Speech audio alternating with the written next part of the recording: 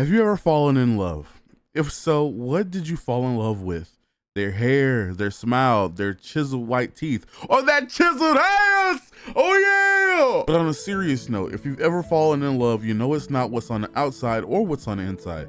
It's just that person in general. Honey Lemon Soda takes us through the story of Uka Ishimori and Kai Miura. There's other background love interests or triangles afoot, but these two are the main stars. Ishimori is the quiet girl who got bullied for it and adopted the nickname Stony. Imagine if Bocchi from Bocchi the Rock was about Bocchi falling in love and you'd have her character summarized. Now Kai, on the other hand, is your typical white knight. He doesn't like people getting bullied, which is something I kind of respect, but more so, he doesn't just stick up for the boys, he sticks up for the girls too. He has that kind of aura that makes it known that he isn't to be fucked with. So if Kai not rocking with you, we not rocking with you. And either you're gonna get water or soda sloshed on you, or you're gonna get the hell out of our way. It's quickly realized by everyone that knows of these two that if you mess with Ishimori, you're messing with Kai, and vice versa. So every time someone tries to mess with her in any kind of way, you can kind of just count down the seconds until her hero arrives. One thing that I always say is that if you've seen around 30 romances, you've pretty much seen them all. Most romances have the same tropes every single time. The wall slams, the love triangle dynamic, the jealousy arcs.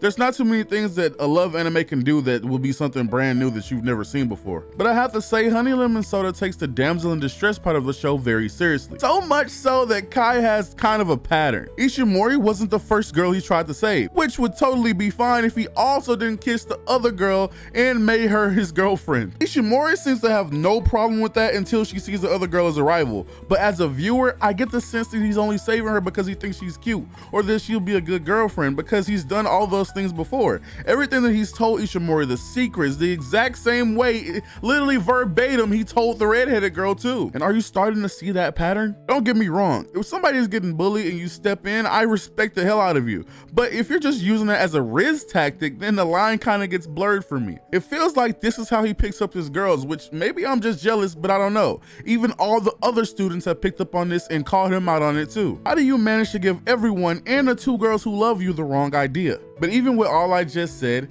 he heard that from the students and he rejected the red-haired girl to make things right. Another story feels like you should focus on the love aspect of it, but you'd be crazy to ignore the progress Ishimori and Kai have too. That progress starts to get blocked by her own dad, and honestly, I can't really blame him. He just wants the best for his daughter. But for Ishimori, it's like she's been locked in a cage, unable to express the emotions that she's felt for her whole life, just like a statue to be admired and unharmed. But she has been harmed, physically, emotionally, and whether it be junior high or high school, the bullies never left. That social awkwardness she had never left. And until she got into high school and until she met Kai Miura, that pain never changed. But even knights have battle scars. Kai used to be a completely different person, but at some point he changed for the better or for worse. But as long as he has his guardian angel in Ishimori, she'll always have a knight to protect her. Remember when I said this show was like if Bocchi was a love story? Well, that's exactly what this is. Ishimori was extremely socially anxious, and through this story we get to better understand her, how she makes friends, and ultimately how she wins her deserved trophy. Whether or not her trophy is the man that everybody likes, or if her trophy is the love that she worked so hard to secure, the one thing you can't doubt is the life and story that Ishimori tried so hard to rewrite. And damn, what a story it was. Honey Lemon Soda. Man, I haven't watched a romance in a long time, so maybe I'm boosting this. Maybe I'm hyping my head up a little bit. And I have to say there's a couple of things that I didn't like about this show. Despite how much of a good light I may have painted the show in, I hated its art style.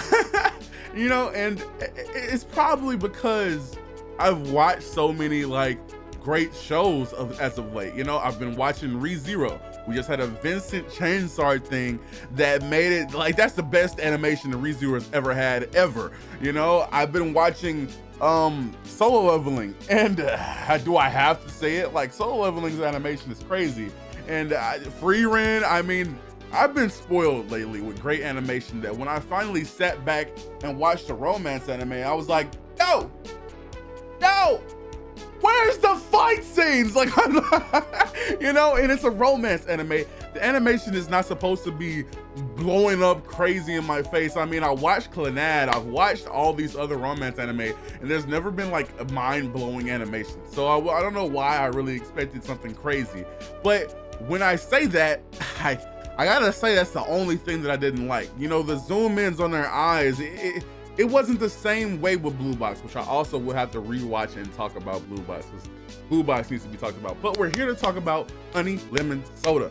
And man, the plot for this show was generic. I have to say, it was a generic romance. It was definitely that, but it's something about this show, you know, it's something about them romance anime that you know, like I say, if you've seen 30 romance anime, you have seen them all, but something about Honey Lemon Soda made me want to keep watching. I was staying up until 3 in the morning watching this anime. I can't do it how I used to. I can't watch 12 episodes in one sitting, which I feel like I suck now. I feel like I'm getting old, you know? But at the same time, this anime kept me up. This anime was something that I literally was like eyes glued to my freaking phone, bro. Like I couldn't get away from it. And I don't know if it was the dynamic between Kai and Ishimori and their friends, or if it was just the comedy, because there was comedy aspects in there too, you know? I don't know what it was about this show that just had me glued to my phone, and I have to rate it like an 8 out of 10, bro. I have to say, like, I was gonna rate it lower because of the animation, but when you take a step back and you look at what, like, the face value of this show, it was a romance rom-com type thing, you know? It's not meant to have that flashy animation, and even when it didn't have that flashy animation, the last 3 episodes, they went crazy. And those last 3 episodes, they went insane. And it paints that picture like this is what it was always supposed to be. It wasn't meant to be something that you've hyped it up to be, you know? And that makes me feel like I'm turning into an elitist because I just looked at it and I'm like, bro, this is what I would want from a romance anime. If I was just starting anime and I had just wanted a romance anime, you know, something like those romance dramas, this is what it would be. And Honey Lemon Soda is one of the best romance anime to ever exist, especially in the modern day, especially in the modern age. And it even got better when I saw that JC Staff was on it.